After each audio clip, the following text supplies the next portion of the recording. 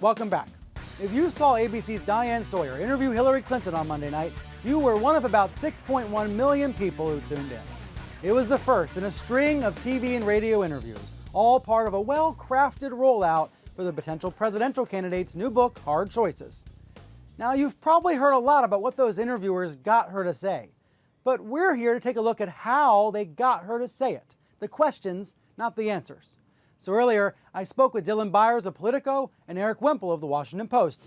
Thanks for being here. Thanks for having us. Thank you. Dylan, I have to embarrass you a little bit here. You wrote this on Twitter on Monday night when the interview aired on ABC. 3 weeks ago, I wrote that Hillary chose ABC because Diane Sawyer promised to be a softer interview. I was dead wrong. I was. To date, I think she's given the best grilling of Clinton that we've seen in this media juggernaut that she's doing so far. And certainly my expectations, and I think the expectations of others, were upended. Let's play a couple of clips from the interview. This first clip is about how Clinton handled Benghazi. Did you miss it? Did you miss the moment to prevent this from happening? Is there anything you personally should have been doing to make it safer in Benghazi? Well, it's a systemic failure. I wonder if people are looking for a sentence that begins from you. I should have. I should have. That last question in particular, I should have. She didn't answer. She didn't say. She didn't fill in the blank. You called that a fantastic grilling on your blog. Why? It was a really wonderful thing. I thought that what ABC had done here was made a strategic decision to go after the part of Benghazi that preceded the attack. In other words, there had been an accountability review board report that Hillary commissioned, and it said a bunch of things about failures that before the attack in terms of preparing this diplomatic compound for such an event. And Diane Sawyer and ABC, I believe, just decided that, you know, this was less covered than the after-attack scandal. And so they just decided, let's go 4 minutes on this, let's go 5 minutes on this, let's devote most of the Benghazi to this part because people really haven't heard her really grilled that way on the before attack aspect. And I think what a lot of people are looking for from any politician is not defensiveness, but a sense of responsibility. And that was clearly what Diane Sawyer was looking for, why question after question after question, she finally leads to saying, do you think the American people are looking from an I should have from you, I should have? And it's notable that Diane had to be the first person to say that as opposed to Hillary Clinton. Right. This kept going for a couple more minutes, and then we got to this last question on the topic. Is that another reason not to run? No, actually. Just too much? Actually, it's more of a reason to run because I do not believe our great country should be playing minor league ball. Pretty revealing that she says the response to Benghazi, the criticism of her, the controversy, is more of a reason to run. Yeah, that was close to a declaration. That's everybody else asks the question, are you going to run for president? And she has all the pat answers ready, and then you put it in a different way. I would say that's as close to something definitive as we've gotten. Right. After ABC, we had NBC's interview. Cynthia McFadden was the interviewer. Let me play a clip about that, also about Benghazi. You write in great detail in the book about what was happening in Benghazi as it evolved. Did you keep a diary during your time? I kept a lot of notes. If the committee wants your notes, would you turn those over? They can read it in the book.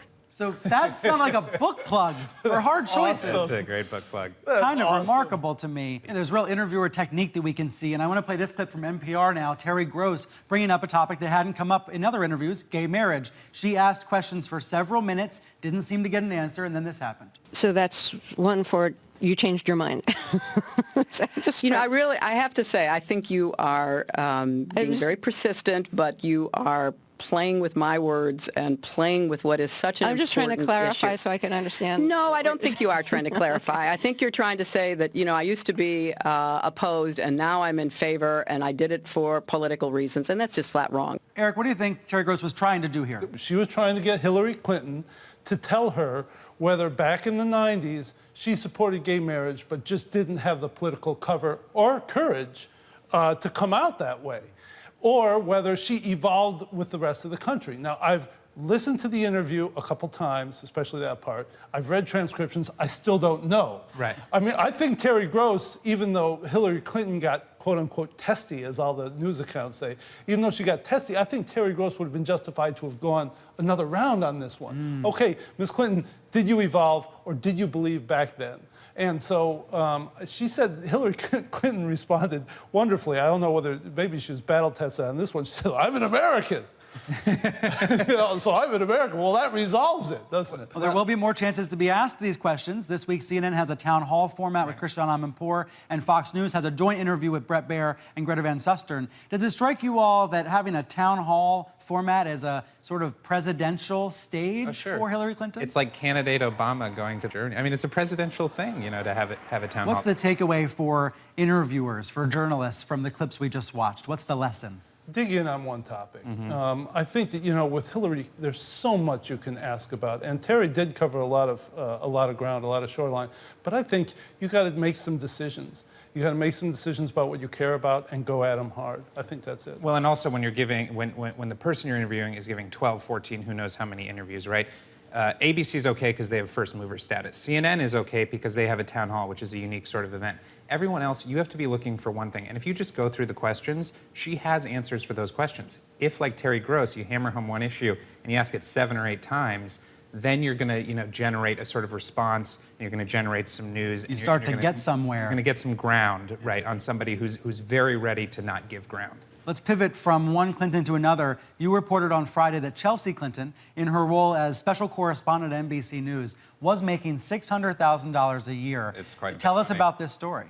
Well, right. So Chelsea Clinton came on as a special correspondent for the network in 2011, where she produced, you know, only so many packages a year, maybe as many as 10. Fewer than most correspondents. Fewer than most correspondents, and yet made a $600,000 salary, which I think, you know, I'm comfortable saying is probably more than most correspondents. There was definitely some surprise and some shock among journalists when this story came out. And this has been a point of frustration. You know, other folks that NBC has hired, either for the Today Show, for MSNBC, include Jenna Bush Hager, you know, Bush's daughter, Meghan McCain, McCain's daughter. So this sort of, you know, makes journalists in the trade who went to journalism school or, you know, scrapping by to like get a 6-figure salary if they can, you know, that makes them chafe, and for good reason. You also reported in a joint story with Maggie Haberman that now she's on a month-to-month contract. Why is that? Well, so that actually, to me, is the more interesting thing than the salary figure.